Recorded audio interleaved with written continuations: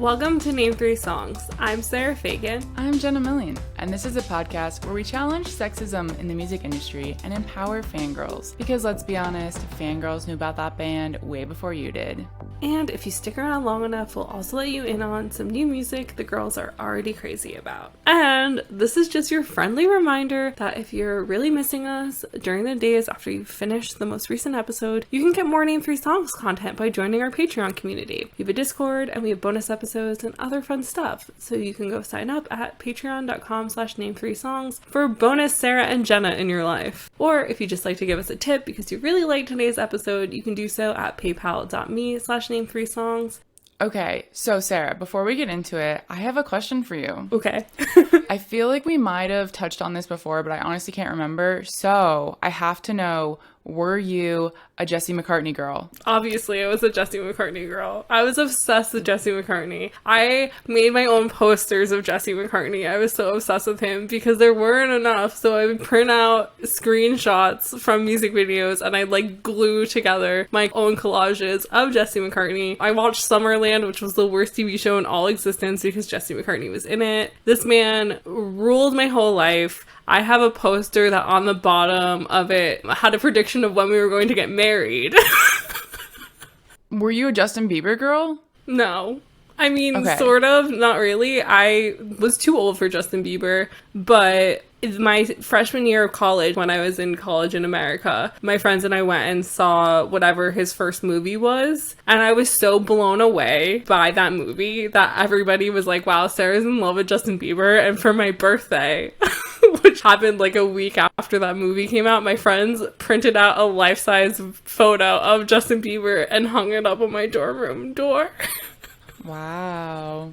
Amazing. Because I was just like, wow, this is iconic. Were you a Justin Bieber girl? I feel like you're the right age demo that you could have been. Yeah, no. I was the right age demo, but I was not. I think I was very like anti-Justin Bieber, but then One Direction came around and I was like, amazing. But I was a Jesse McCartney girl. He was my first celebrity crush. But I was like too young to be that involved with fandom at that time. Like I had his CD and I loved his music videos and that was basically it. I missed out on Justin Bieber. There were other girls in my grade who were like the Justin Bieber girls and everyone knew it.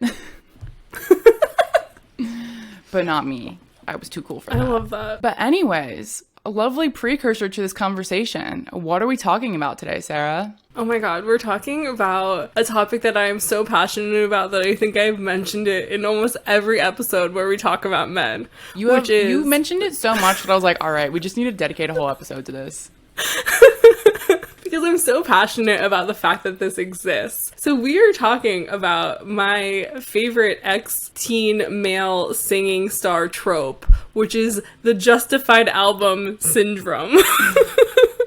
And for those of you who need a bit of context, Justified was Justin Timberlake of NSYNC's first ever solo album. And Justified was Justin Timberlake trying so hard to differentiate himself from the like ramen-haired boy from NSYNC. Ugh, this album is literally just a bunch of songs that Michael Jackson was like, no, I'm too talented to sing these. And because Justin Timberlake sang them, everybody was like, wow, the white Michael Jackson, which we're gonna get into a bit more later. So essentially, this Justified album was kind of setting the precedent for how to get rid of the teeny bopper boy band image. Yeah, so it's literally just like Justin Timberlake, with the help of Pharrell and Timbaland, created the blueprint of how to escape fangirls and become an overtly sexualized being that is fantasized by fangirls, but just older ones, so like it's less creepy. And accepted by men.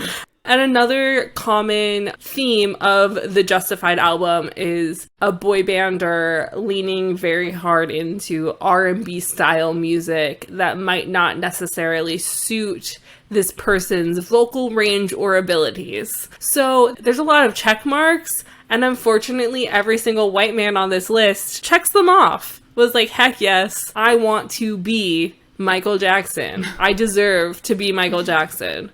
And I know Michael Jackson has his own qualms, but in the history of music, the only person that deserves to be Michael Jackson is Michael Jackson. None of these men could ever amount to the skill set of Michael Jackson. So this is a very common theme that has been done by lots of stars. So we're going to be going through some of your guys' favorite men. So unlike normal, where we sort of go chronologically, today we are going in the most overt sexualized albums to like somebody just sort of easing themselves into being viewed as a sexual being by the general public.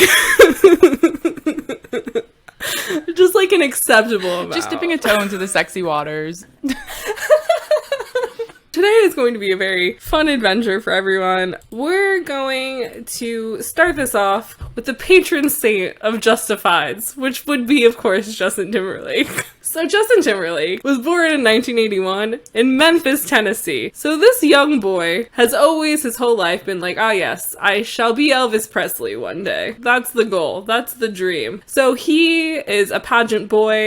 He's raised in the pageants. He's dressing like a sexy cowboy at the age of 8, putting on all these crazy shows, trying to get found and to become famous. And so Justin Timberlake, obviously, we've mentioned before that like his first little taste of fame was doing the Mickey Mouse Club in the early 90s. That show got canceled, and then he needs somewhere to go. So one thing leads to another, and in 1995, Justin Timberlake joins the boy band NSYNC, which existed solely to make Lou Pearlman money. And we have a whole other episode all about boy bands with Maria Sherman. You can go back and find that if you haven't listened to it and get more details. Yeah, Lou Pearlman's a creep. So NSYNC breaks up at the start of 2002. They go on an indefinite hiatus, so to speak. And in November of 2002, Justin Timberlake gives the world Justified, his first solo album and his journey into the world of being viewed as the sexy man he so dearly wants to be viewed as. So the Justified album earned 4 Grammy nominations, including Album of the Year, and 1 for Best Pop Vocal Album. It debuted at number 2 on the US Billboard 200 and sold 439,000 copies in its first week, and it's been certified 3 times platinum by the recording industry. As of 2012, the album sold over 10 million copies. And it is worth noting, as Sarah said, this was kind of a quick turnaround putting out the album in the same year, and that's because they wrote and recorded it in 6 weeks. But Justin didn't do this alone. I'm shocked by all those stats because I feel like based on a lot of these reviews, it seemed like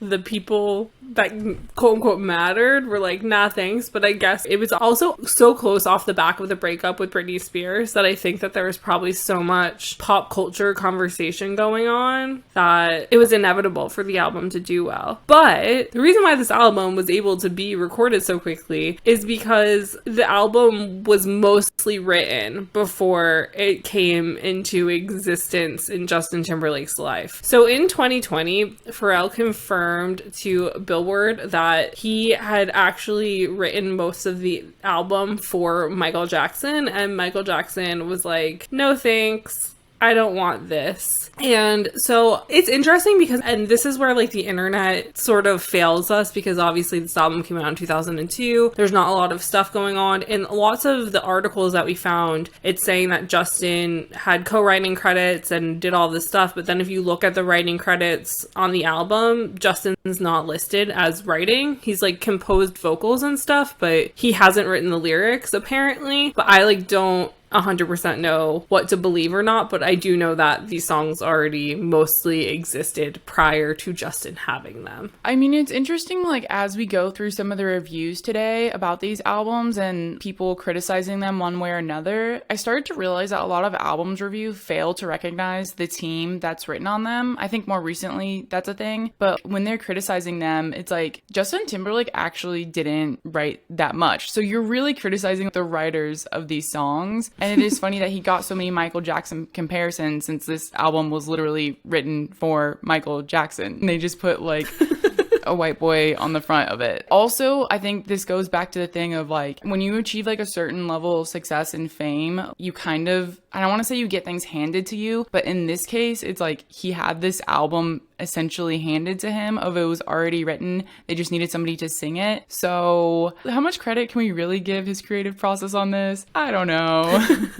It is interesting because we did manage to find some articles from 2002, including 2 reviews of the album. One from Rolling Stone and by Ben Ratliff, where he not only says that Justin's voice, like minimalism, is influenced by Michael Jackson, which I think is interesting because also I'm sure like Justin was told that these songs were originally created for Michael Jackson to some degree. So I think that that was probably already in his head. But my favorite thing that Ben Ratliff said in this Rolling Stone review is that the album's lyrics invoke scenes of the tenderest understanding here of full-on booty calls. And I just think that that's so funny.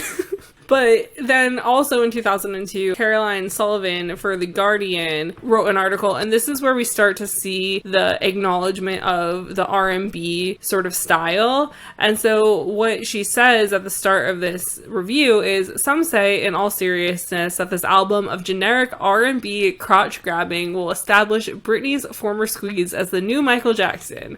Once again, the comparison. Then she goes, others aim even higher. In the opening, Senorita, Timberlake is introduced thus. He goes by the name of Justin, all the way from Memphis, Tennessee. And then Caroline acknowledges, like, any similarity to the other single-name superstar from Memphis is presumably uncoincidental. So that's her poking fun at Justin for trying to be like Elvis, which I love. Caroline Sullivan goes on to write, but Justified offers little evidence of a genius in the making. Rather, the efforts of producers Timbaland and the Neptunes, which is part of Pharrell's writing duo, have been directed towards turning him into a high-gloss crooner. Thanks to his day job as one-fifth of NSYNC, Timberlake is already a pro in the field of suggestive mumbling, and now it's simply a matter of applying his technique to the familiar Timbaland Neptune productions. Okay, so back to my point of, in this article, they actually did acknowledge that he hadn't written this, so like you can't give that much genius credit to him, which I appreciate. And then Caroline goes on to say, for the moment though, Timberlake and Michael Jackson have nothing in common but a taste for unflattering hats. Ooh, what a burn.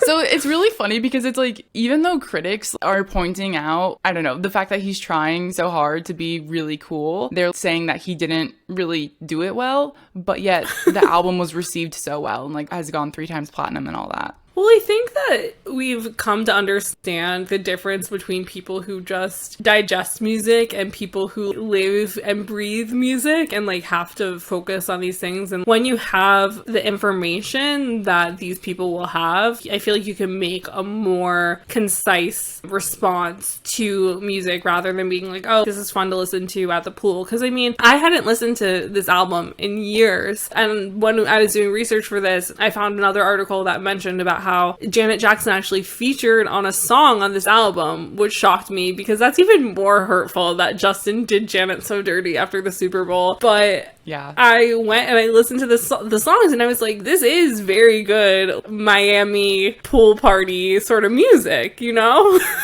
Also, in this article titled Boy Wonder for The Guardian, written by Polly Vernon in 2002, she got to interview Justin Timberlake. And the interesting thing here also is that Justin's manager at the time, named Silas, has put together this like press thing. And so people get to interview him and he sort of introduces Justin to the world as a solo artist and whatever. And he keeps talking about how great Justin is and how down to earth he is and how he's like a sweetie pie and like all this stuff. And these are not words or things that I would ever describe Justin Timberlake as. But at the start of this article, and the thing that like hit me really hard and fits really well with the theme of today's episode is Polly acknowledges that historically, boy band refugees do not produce good solo albums. And because The Guardian is a British outlet, she goes, consider Gary Barlow, Ronan Keaton, Robbie Williams, nondescript early attempts. Because if you have any knowledge of early ex-British boy band members' music, it's very just like, I'm going to put music out there and I'm going to keep making money and I'm going to keep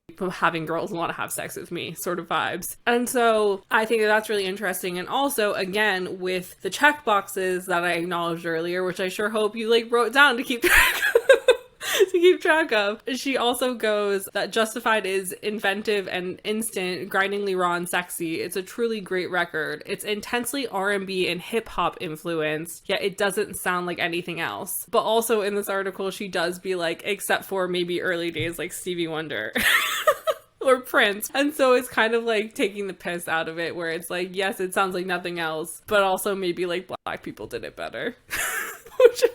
which like I'm just reading between the lines. That's not exactly what she said, but that's how I took it. I mean, yeah. Fair. I don't know if there was prior examples of, I'm sure there was like prior examples of white artists using R&B, but this is the first example we can think of where it was a boy bander, where like he came from a very teen pop background and is trying to distance himself from that and show himself as an adult and using R&B to do that. Earlier, I mentioned how these people seem to think that Justin helped write this album, when according to most of the other sources I found that are more recent, he didn't have that much to do with it. So Polly wrote in this article that Justin co-wrote every song on Justified, and then goes, but the album will do more than make him musically credible. It will do more even than allow him to bridge the yawning gap between NSYNC's target girly tweeny demographic and the infinitely more economically significant 18 to 35-year-old scene. It will make 21-year-old Timberlake the biggest internationally recognized singer of the moment, major league and enduring. And there we have it, in black and white, Justin Timberlake trying to leave the target girl tweeny demographic behind. She said it better than I ever could. Two thoughts come to mind, which is, first off, that kind of came true because he was and is a really big deal. Like, all of his albums have been a really big deal since then. But number two, just confirms, like, essentially when we did this episode, the thesis was that boy banders try to distance themselves from the teen girl boy band days. And this article essentially confirms and proves it. And also goes to point out that, again, we just have to ask ourselves this question: why? Why do they want to distance themselves? Why is having teen girls as fans bad? Yeah, and the thing is it's like moving up to the 18 to 35-year-old scene doesn't really change the mindset or the thought process behind why these women listen to your music. They're still listening to your music because they want you to be their boyfriend. It's still that thing. You're still filling that void that like a teeny bopper pop star is filling, that we've like discussed in past episodes of. It's like when they're in a boy band or when they're like a solo pop star that's being fed to teen girls, it's like they're fitting into that mold of like, oh, this is a perfect boy, whatever. And then when they grow up, they try and be like, oh, this is like a guy I want in my bed instead of like the guy I want to like take me to the high school football game or whatever. And so it's just changing the idea. But I think also in a lot of these things that they're not really saying is it's like they not only want girls to want to fuck them, they want guys to want to fuck them. Well, and that's why like they also come out chiseled and they have that like male gaze vibe where it's like they're ripped and they're like the quintessential machismo viewpoint of like looks and vibes and all that sort of thing. I don't think it's that they want guys to want to fuck them. It's guys want to be them. Well, I don't think guys know that that's why they want to be them. You're giving men too much credit here, Sarah. Let's be real. This was 2002. People were very homophobic. Well, no, I'm not saying in like a gay way. I'm saying in like the male gaze exists because of what men believe is appealing. So like what men find attractive in other men is what is fed to them, you know? So it's not actually in like a I want to fuck him. It's in like a he's attractive and interesting in the way that men find other men attractive and interesting. Also, you can be any age and enjoy music from boy bands. You don't have to be under the age of 18. So once again, we see the trope of critics minimizing the importance of fangirls of all ages. Because that's just the easiest thing to do. Also, I think it's funny that in this article, Polly pointed out that given his association with Spears and his saccharine, screamingly commercial pop past, it's not entirely clear how Timberlake got to collaborate Madonna style with the most credible names in hip-hop and R&B production of Justified. And she went on to say that, like, the collaborators took some convincing in order to work with him, which I think is funny. I love that, but I think also you can't can't look at Justin Timberlake, especially in 2002, and not see dollar signs. Yeah. Like, you know that even if it might be a little embarrassing and it might not be as good as it would have been if somebody else was singing those songs, you know that you're going to make money, you know that you're going to be successful, and that if it does well, you're probably going to get to work with him on other albums definitely. in the future. So I do think it's really interesting in that regard. So there was one other article from 2002 that we had found discussing this album that was written for MTV in 2002, was sort of talking about how Justified was like a sex step album. And so they spoke to Justin Timberlake briefly about this album and like what the goals are. And once again, I will just point out that there is the acknowledgement that in making this album, Justin has a lot more funk in his step, and a number of R&B artists have influenced his sound. So yeah. But anyway, when Justin's talking to MTV News, he says to them, "I wanted to do something new that was just completely me. I had been so personally drained from the past 6 months, and that made the emotion from the record much more real." Let's just sit with that quote for a second, since we know he had not very much to do with the writing behind this album. Yeah, so I think it's funny that he's like, I want to do something completely me when the album was written for him, but maybe he meant like completely by himself, where he can reinvent himself and be a new Justin apart from NSYNC. I think that's really what he meant, but I just think it's funny how the quote is worded to make him sound like he did this all by himself.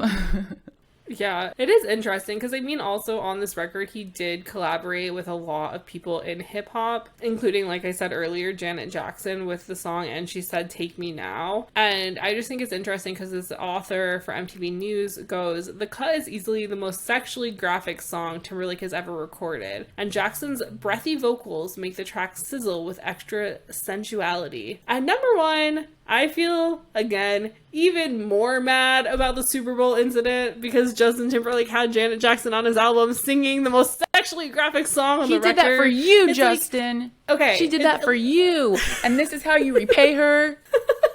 I'm just so mad about all of this, and it's just so frustrating. There's just so much to unpack here, but I think that it's just like, he really hit all of the tropes of like, these are the things that I'm going to do to distance myself from boy bandhood, from teeny bopper fans, from all these things. Like, I'm going to do whatever I can to move into this adult sexual being that I want to be. And he quite literally took all the aspects from Blackness that are cool and like took them and was like, yep, that's me now, these are mine, I'm cool because I'm making Black music. This is like a reoccurring trend, and this is like case in point right here. Well, we keep running into this issue, and so as you'll learn when we spoke to Fifi Dobson, who was trying to make it big in the same era that Justified came out, she was cornered into this thing where she was making pop rock music, but the label kept being like, we want you to make R&B music. This is who we want you to be. And it's because even though she's half Black, she looks like a Black person. And so it's like, she wasn't even given the opportunity really to fully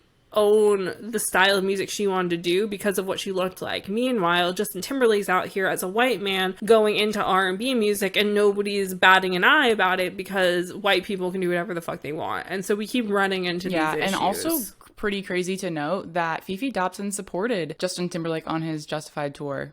So, like, is this all Justin Timberlake's fault? Wow, Probably. there's so many things tied back to each other. Wow. Since we've very much just spent too long talking about our collective, as a community, arch nemesis, Justin Timberlake, because I don't know how any of you can like him anymore after everything we've talked about him, I thought that we would start into the trends of people copying this Justified album, so to speak. And as I said before, we are not going chronologically. We are going most sexual to least sexual, most uncomfortable to least uncomfortable. How I personally felt while listening to these albums. Can we get a little drum roll, please, for this next artist?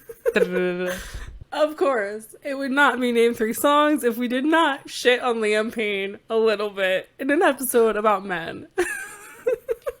I mean, we recently just did that episode on bisexuality with our friend Joseph Dubé and got to talk lots about Liam and his song Both Ways. But that wasn't the only thing from LP1 that's worth discussing. This whole album is worth discussing. This whole album is just a clusterfuck. So, as we all know, because we've talked about One Direction ad nauseum at the start of this podcast, One Direction went on hiatus in November of 2015, and Liam took his time before he put out a full-length album. So I feel like we were all expecting some sort of greatness, because I mean, his first single, Strip That Down, was actually pretty good, but he did do with his first single the thing that we already mentioned Justin Timberlake was doing, is very much so announcing that he's distancing himself from his boy band past. And I mean, Liam, unlike Justin Timberlake, was just in the song, used to be in 1D, now I'm free. And this, I feel like, set the precedent and paved the way for the rest of Liam's solo career. His debut album, LP1, came out in 2019, and we're gonna get into some reviews here. We have one from Pitchfork by Rawia Kamir, who writes that despite being a UK tabloid fixture, he's been unable to convey a discernible personality, or any personality at all. Even with a built-in global audience of millions, it's unclear who this collection of middling songs could possibly resonate with. Former Directioners clamoring for a solo Liam album, new fans seeking nondescript paint-by-numbers pop, and they go on to write, in recent press, Payne has hinted at the complexity of his life post One Direction, including fatherhood, brushes with substance abuse, and frustration with accepting his role as the band's most boring member, but he draws little inspiration from that wealth of real-life experience, and instead relies on insane songwriting concepts, rote misogyny, and feelings of flexing. Wow.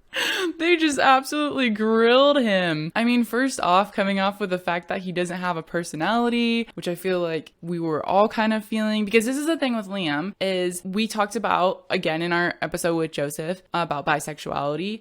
Liam Payne coming out of One Direction, it felt very lost. Like, he didn't know who he was, because he was told who he was in One Direction, but he didn't actually know who he was. So then he's just like floating in the ether for 4 years. And they go to point out he's dealt with real life stuff, fatherhood, substance abuse. He later spoke about how he was going to therapy, but he doesn't put any of that into his music. Instead, it's just very like surface level hot garbage. Well, I think Liam definitely, had just like a bit of an existential crisis of trying to figure out who he was, which is completely understandable because he was like assigned a role and he took that role more seriously than I think any of the other members of the band did, just to give Liam some slack here, you know? He's been through a lot. I think for the 3 years in between One Direction breaking up and him putting out this first album, he very much was trying on personas until he found something that he felt like suited him. Yeah. But then he sort of also, once the album was back and realized that people were like, this isn't what we wanted from you, I think he sort of backpedaled a bit of being like, yeah, I was like figuring my shit out, whatever. I mean, it is worth noting that this is also the time period where Liam suddenly got a lot more tattoos. He went to the gym a lot, and then he started doing underwear modeling. So he very much kind of just like jumped off the deep end into like, I'm an adult, I can do what I want, and was embracing that bad boy vibe. And then on the record, again, we have these like hip hop and R&B influences. I think that Liam very much was like, I don't want to be daddy direction, I want to be daddy direction. Like, yeah. I mean, yeah, you said it. I mean, quite literally. There's so many things that were happening and that have happened that sort of just point at Liam very much wanting to be viewed. Like, he wanted to claim his manhood, which compared to Justin Timberlake, like, I don't really blame Liam in the same way. I think that Liam's album is completely tone deaf in a lot of degrees. Like, I just think that so much of what he was singing about was way too smack you in the face with, hey, I have sex, compared to Justin Timberlake's album, which was a bit more covert in the message that was going on there. Like, it was sexual, but not like, oh wow, I know how Justin Timberlake likes to fuck. Like, I know how Liam Payne likes to fuck now, and I do not need to know that, you know? But I think since the album's come out, Liam's gone through a lot of growth, as we've seen in interviews he's done and live streams he's done and other things that he's done. Like, he very much is showing his fans how much he cares about them and how much he's acknowledging what they're feeling about things, and like he's trying to be more open about what he's been through. So I think we should give credit where credit is due, in that he has sort of distanced himself from his Justified album, unlike Justin Timberlake, who, similarly to Maroon 5, it's like, why are you so famous? Like, I get that the music is decent, but like, who is the demo there? Like, I don't understand it, you know? But with that being said, we are talking specifically about these Justified sort of albums, and I think Jenna and my collective favorite journalist, Laura Snapes, as always, did the best takedown review ever for The Guardian, and this review is titled Liam Payne LP1 Review, Beware, Former 1D Member on the Prowl. Which is like my favorite thing ever, and I think explains it a lot. But she goes straight in for the jabs, referring to Liam Payne as being cast as Mr. Boring. And she said, quote, "Getting cast as Mr. Boring was annoying," he explained, yielding him the least screams from fans. Happily for Payne, Solo Freedoms has let him reap maximum screens and embrace his officiousness. And so she goes on to say, despite LP1's effortful attempts to cast Payne as a sexual piranha, the 26-year-old generally comes off as an uptight scold. Ooh. And my personal favorite song, I'm being facetious, on this album, Rude Hours, she calls out, because she goes, "The thrumming Rude Hours finds him inviting a lady to a, quote, parking lot. Quote, might be a bad idea," he admits. "I'll probably do your ass in the car," unquote. But never let it be said that Payne is boring and responsible. Quote, "Key unlocks the door, ticket on the floor." Oh, wow. What beautiful imagery to really give him the bad boy image.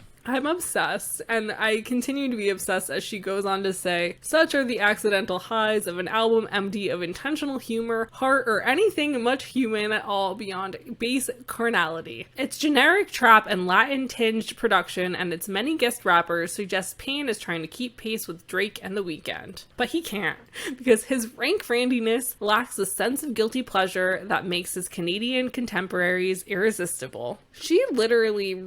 She ruined him. Liam Payne's body is on the floor of the Guardian's office. Wow, that hurts, man. I feel bad for Liam. I'm sorry this happened to you, Liam. I'm sorry you made these choices. Also worth noting that this album peaked at number 111 on the Billboard 200. Unlike Justin Timberlake's rapid success, Liam Payne not so fortunate with his debut album. That makes me sad. Yeah. But also, Liam Payne has very little to do with the writing of most of these songs. And Ed Sheeran, unsurprisingly, has more to do with writing of these songs than I would have ever wanted to know about.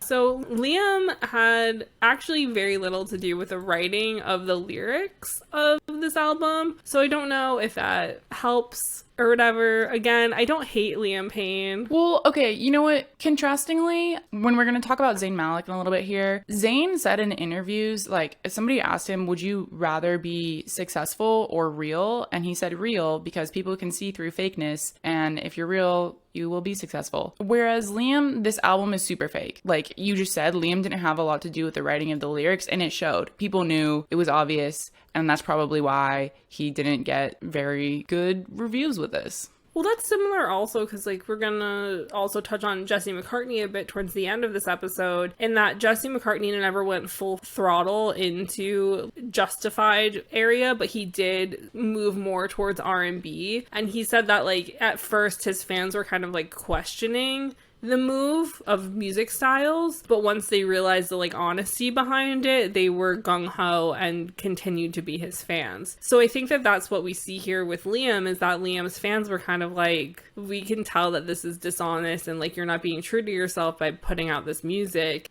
And I think that that was a lot of the disconnect, and I think that since then Liam has acknowledged that, and I feel like I'm genuinely looking forward to seeing what he comes out with next, because I think that he definitely has grown a shit ton since this album's release. Yeah, I agree. This was kind of like a lower point for him, and he's since been able to recover somewhat. And so, since Zayn is more self-aware than some other people, he is not next on the uncomfortable scale. Next on the uncomfortable scale is obviously 2015's Purpose by Justin Bieber. Dun dun dun.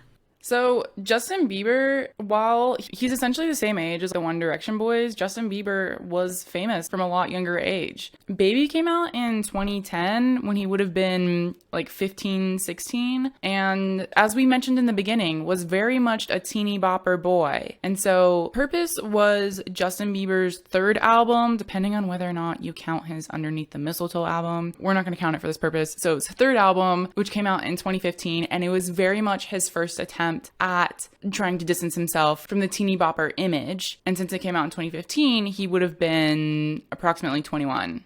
And the thing that's interesting here is, like, it makes sense to want to have your music mature and to take it to this next level. But I just think that it's really interesting that in regards to Justin Timberlake. So Justin Timberlake, it's his first solo album. So he's right out the gate going like that. Liam Payne, again, first solo album, right out the gate, whatever. Justin Bieber is different because Justin Bieber wasn't in a boy band. Justin Bieber was a solo artist from the get-go.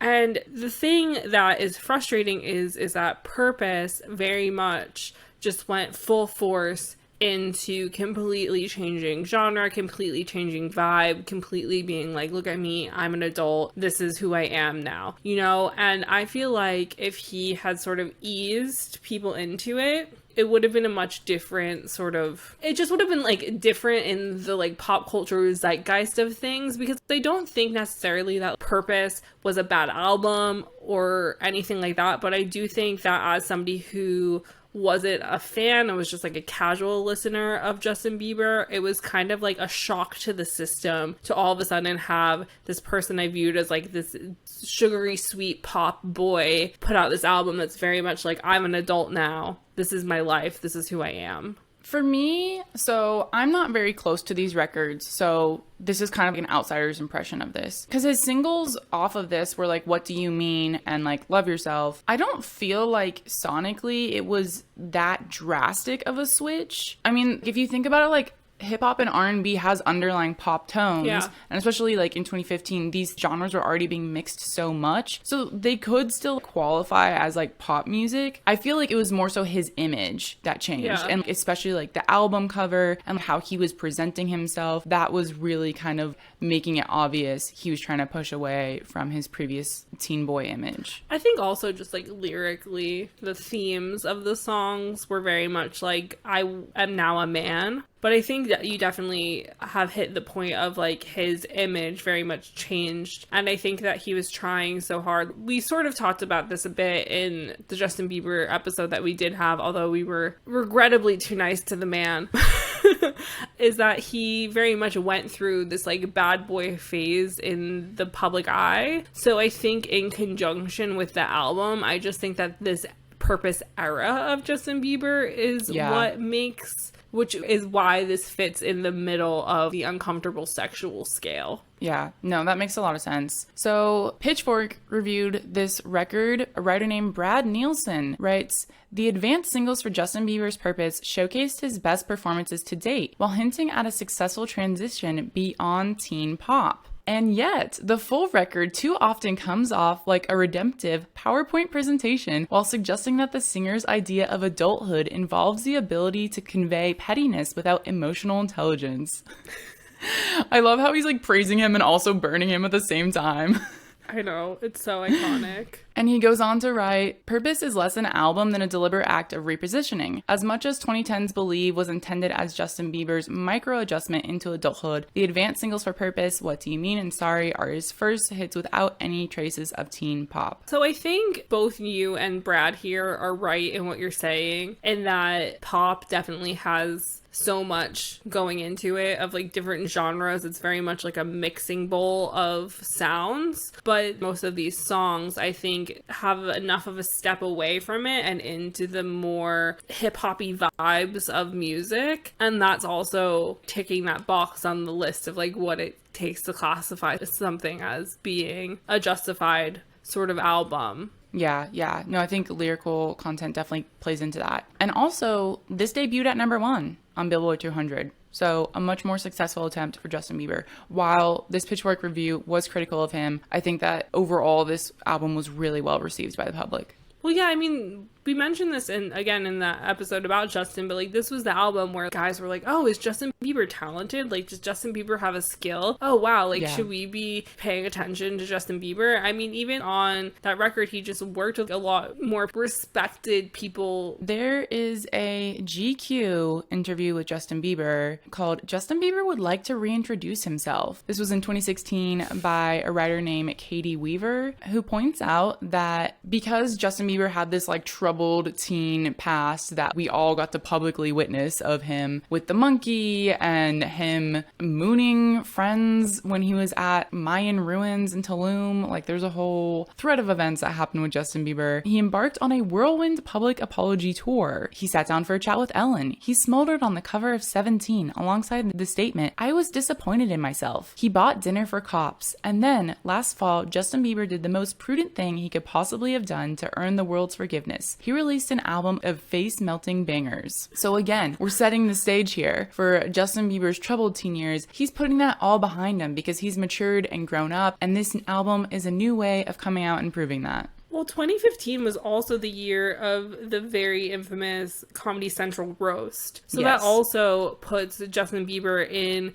that sort of pop culture moment of well-respected comedians are roasting Justin Bieber. He's being treated like an adult. He's being treated like he hasn't been seen as a joke by, like, quote-unquote respected people in pop culture for the past 5 years of his career. And I mean, like, as I said earlier, like, on this record, and comparatively to Justin Timberlake and Liam Payne, Justin Bieber is the first person listed in the writing credits for every single song on purpose. So Justin was fully in control of these songs. And he also had people featured on stuff like Big Sean and Travis Scott, and like even Halsey featured on this album. So there were just a lot of people that were involved in these songs and in this creation of this record who have really good track records, like Julia Michaels and other people of that sort of ilk. And I think that just goes to show just that while he was trying to distance himself from that, he still very much was like, I'm doing it with my own story, with my own vision. To your point of him writing the songs, like, he is a self-made artist. Even though he was discovered and propelled into stardom really early and really quickly, he was a self-made artist. Like, he has the talent of writing his own songs, whereas when you're put into a boy band, a lot of times you don't even have that autonomy, especially to begin with, and sometimes you earn that autonomy as you grow with the band. But that's why, like, Justin Timberlake and Liam Payne, they hadn't really written music before. That's why they were kind of handed those albums, whereas, like, Justin Bieber deserves more credit for putting in the work of actually doing this. And with that being said, of somebody having the wherewithal to come and be like, I'm going to write my Escape from Teenhood album, Zayn Malik did the same thing with Mind of Mine. And I think that, like, his exit from One Direction, while it definitely, like, with that first single of Pillow Talk was like, hey, look at me, I left a boy band and now I fuck. I think that at least he was thinking about his own fucking experience. Well, yeah, I mean, that is a good point. His songs are his songs. Every song on Mind of Mine, Zayn Malik is the first writing credit. And he tends to write with this guy called Chase Wells as well as James Ho. And they are featured quite heavily as co-writing credits on this album. But compared to most of these other songs, other than two of them, most of them don't have more than 4 writers on them. So Zayn very much had a lot of hand writing his Escape from Teen Pop Star Stardom album. Yeah, and I mean, like, in interviews that Zayn has done since leaving the band, he said that even when he was younger, even when he was in One Direction, like, he very much wanted to do R&B music, and he didn't mesh with the songs that they were giving them, which was pop and pop rock. And, like, even when they had opportunities to do writing, he would suggest more R&B lyrical melodies, and they always vetoed it. So it makes a lot of sense that, like, this whole time he knew what he wanted to do. So when he was given the opportunity to do his first record, record, he was finally able to like channel that creative energy and do something that he wanted to do. And so while this record definitely distanced himself from the boy band shine and took him a step away and sort of into the world of people other than the expected fans of boy bands to be interested in, I think that, as we said earlier, there is the honesty there. People who paid attention and cared about Zayn, like in the fandom world, were like, this makes sense. There was no reason to be mad about the album that Zayn created and what he put out. And also, on top of that, it's like when you have that already known interest in like R&B and then you come out and you do something like that, it's less so a show of like, oh look, like this is what everybody does. Although I do think it's still interesting that like R&B is the direct stepping stone away from boy bandness. But I think also in rhythm and blues there is sort of that vibe and that like sensualness to the sounds of that music that gives you sort of that automatic step away, even if all of the songs aren't. Because like Mind of Mine doesn't really have like a bunch of songs that are like, yeah, I fuck. Pillow Talk was like a out the gate single of like, yeah, I fuck. But the rest of the album has that like sexy vibe, but doesn't necessarily have every song having lyrics that are like, should I be listening to this? Yeah. Like it just feels normal. Yeah. And it feels like, I mean, even with what Zayn has said in interviews and whatnot, talking about since, you know, leaving One Direction, since writing this album, it feels like he was able to like take that year and work on himself and find himself and really focus on what he personally wanted to be doing and then be able to channel that into his art, which I think is really great. And I'm happy to see that he was able to do that in like a very tasteful way.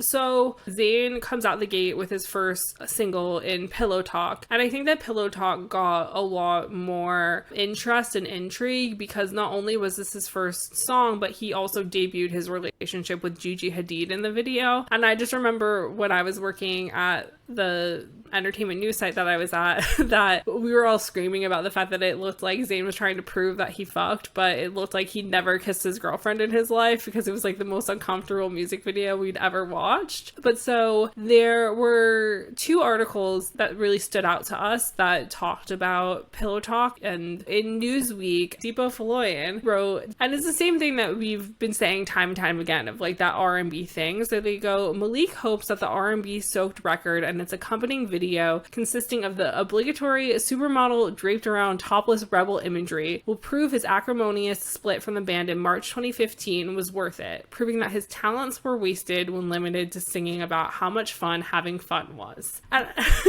I think that really hits the nail on the head with what Zayn was doing. What do you think, Jenna? Yes. And I mean, we spoke about his kind of like rebel imagery previously, where he was the mysterious one in One Direction. And he said in interviews that like he wasn't really given a chance to talk. And so he felt like he was kind of stigmatized because of that. And so now he's still kind of playing into the bad boy imagery, but I think it feels a lot more authentic. 100%. And I think that in this article, like Deepo hits again the nail on the head by comparing the release of Pillow Talk to Justin Bieber's Purpose and saying how this reemergence as an artist who adults can now legitimately like without having to frame it as a guilty pleasure. I think that that's really interesting because again, that sort of goes to show of like you change your genre a little bit and now all of a sudden it's okay for adult humans to listen to it. And I think most of the time the hidden underlying text of the adults means men, but again, that's my bias showing.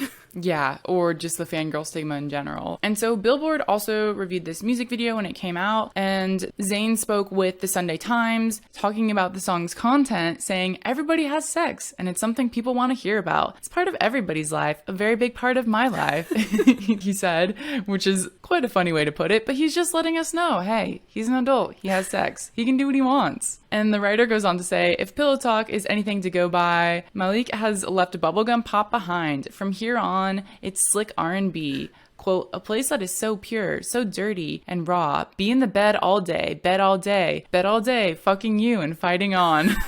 Those were the lyrics. So, he has rightfully certified his place into sexy adulthood with this R&B single. And so speaking of moving your way into sexy adulthood and people just being okay with it and not uncomfy with it and just being like, this is their journey, we're okay. We obviously, of course, have Nick Jonas So after the Jonas Brothers split in 2013, Nick Jonas quickly went on to work on a solo album. So 2014, he releases his self-titled album, Nick Jonas. And his first single from this album was a song called Chains, which very much is just Nick Jonas being like, yeah, I fuck.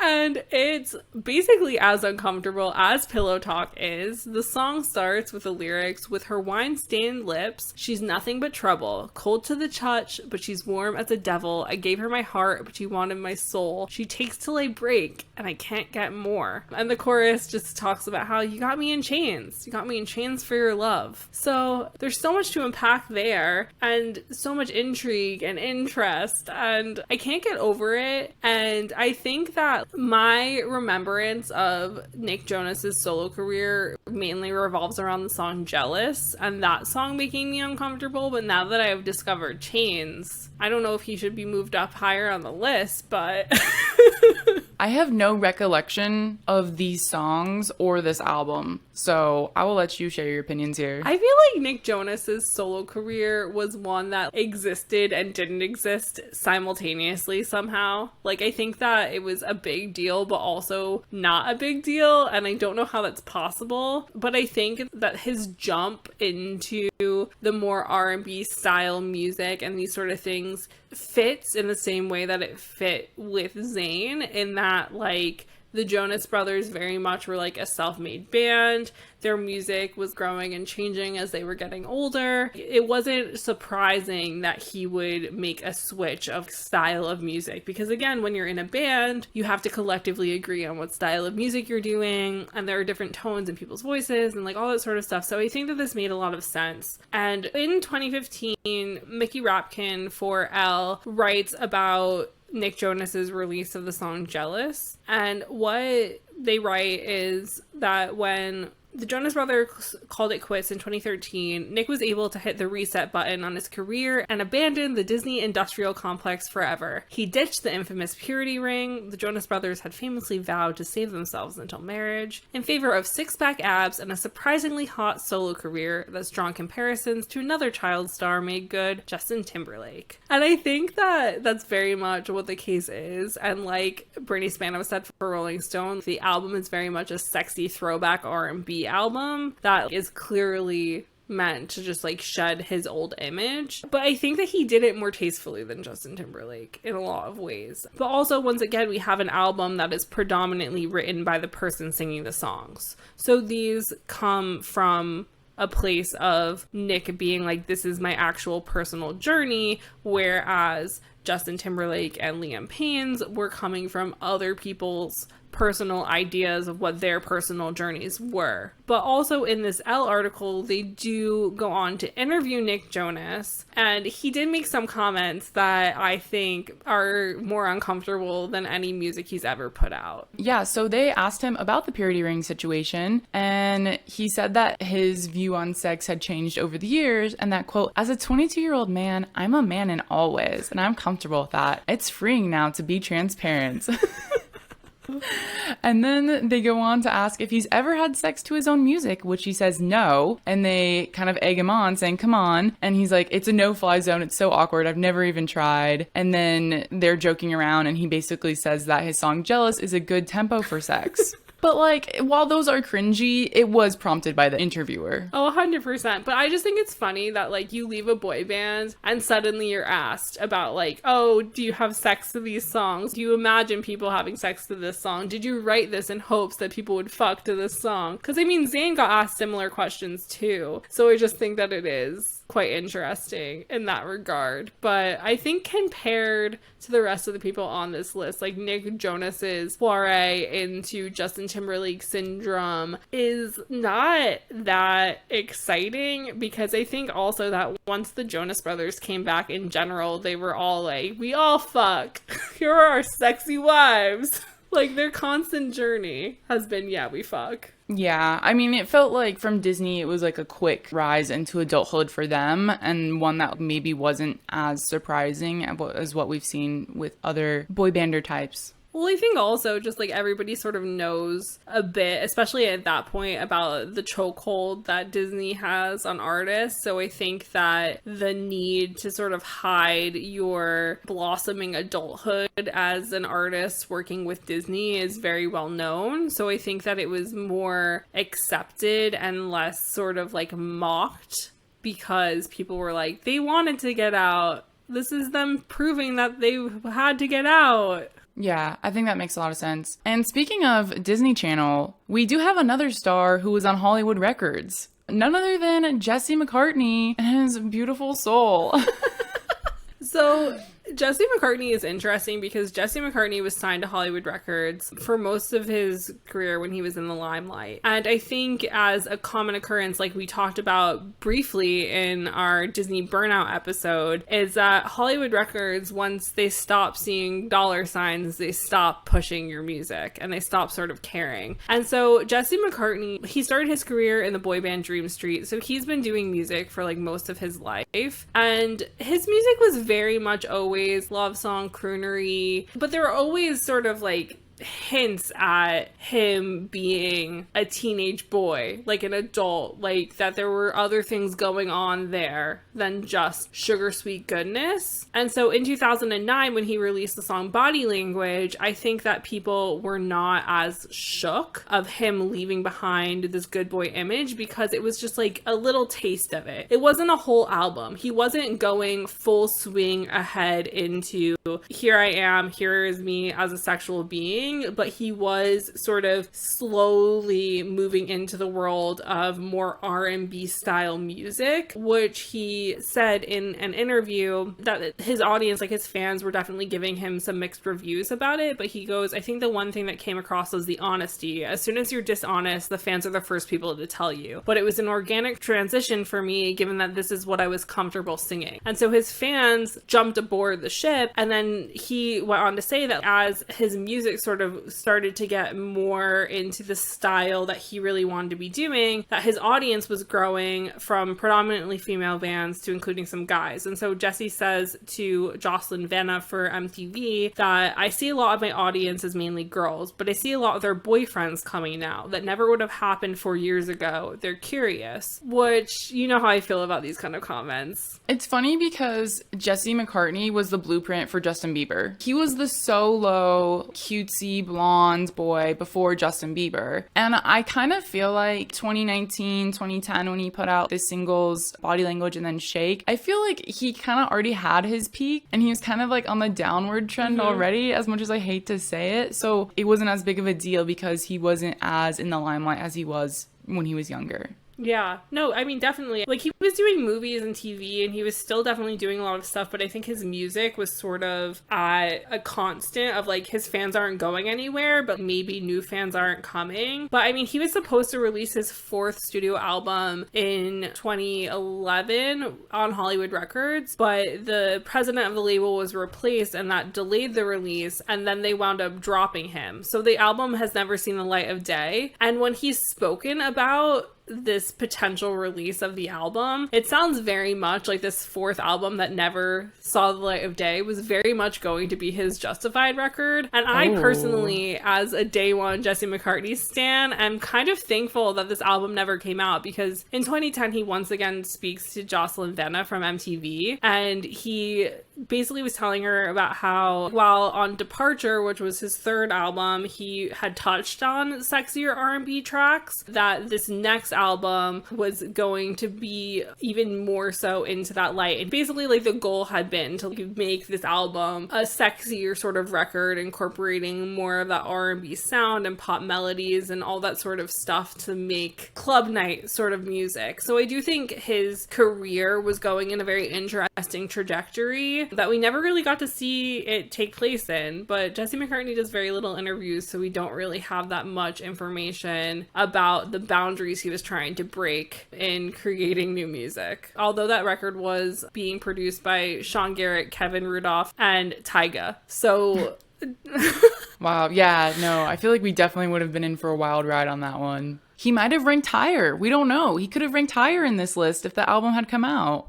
Yeah, so right now, Jesse McCartney is still widely respected by the Name 3 Songs camp, so we're thankful to Hollywood Records for running away screaming from this blonde-haired beauty. So I think that we've touched on a ton of really interesting points today. And so my question, Jenna, is, are there any other artists that you think did something similar that didn't really fit within this, that more so like changed their image in a more looks and outwardly and like lifestyle sort of way than music, that would fit the idea of like, oh, this person came out and was now like, oh, look at me, I fuck, but didn't do it musically? I don't know, because there's only so many like boy bander types that have existed within the pop zeitgeist, right? Yeah. I feel like Shawn Mendes tried. Yeah, because like Shawn Mendes would be younger than Justin Bieber. But I don't know what his music was like before Senorita sort of era, when he started getting major airtime. True. And the music was sexy. I feel like he's been consistently well respected. Yeah. So I don't know, but if you guys are listening and you have any thoughts, you should come let us know. But I would say overall, this conversation has been really interesting and enlightening and totally proved your justified theory right. I've never felt like, I feel even more valid now than I did about my Disney Hollywood Records nonsense. Because you just like said this for so long that I was just like went along with it. At first I was like, is that really a thing? And then you said it so much, I was like, sure, it's a thing. And now that we actually did it, I was like, oh, okay, you were right. Yeah, I think it's really interesting. And I just would love to pass this off to you guys to hear if you have any singers that we might have missed out on, if there's anybody who is sort of towing the line at doing something like this. Do you think Harry Styles maybe fit in here? I didn't. I vetoed him. So I'd love to hear your thoughts. You can come share those with us on social media. We are at Name3Songs on all socials, or you can talk to us personally. I'm at Sarah_Fagan and Jenna is at Jenna_million. So thank you for joining us this week on Name3Songs. Until next time, never let anyone make you feel bad about your favorite band. And remember, you're never too cool to listen to Zayn Malik. Don't forget to subscribe to be notified when each episode comes out, and leave us a 5-star review. They really help. If you want to find out more about any of the sources we referenced in this episode, you can visit name3songs.com.